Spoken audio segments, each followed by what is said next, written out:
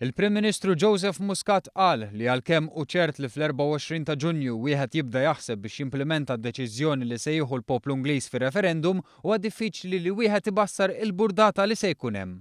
Il-Prim Ministru qal dan meta fir-Russja kien intervistat minn Bloomberg. But I cannot really say what will be the mood next week and in the coming months. It can vary from a consensual out-of-court settlement, sort of, to make some marital comparisons, to a bitter divorce. What's definite is that it won't be cheap and it won't be easy. Il-Prim Ministru qal li jistenna li nhar il-ġimgħa fl-bliet kapitali madwar l-Ewropa jitlaqqa l-kabinett ta' diversi gvernijiet biex wieħed jibda jaħseb kif se jimxi l quddiem. Dan qabel il-mexxejja jiltaqgħu fi Brussell.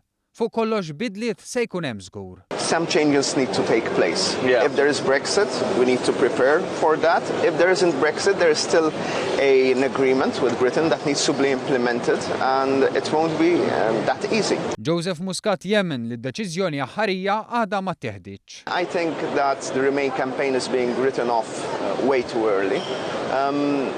What is definite, what is for sure is that the debate in the UK has not really focused on what if Brexit, what happens then in the UK rather than in Europe. Europe is a technical composition. Intant mistoqsi dwar il-fatt li r-Renju Unit suppost jieħu l-Presidenza wara Malta fit-tieni nofs tas-sena d-dieħla, il-Prim Ministru qal li dik hi teknikalità bil-kwistjoni proprja hija ferm ikbar minn hekk.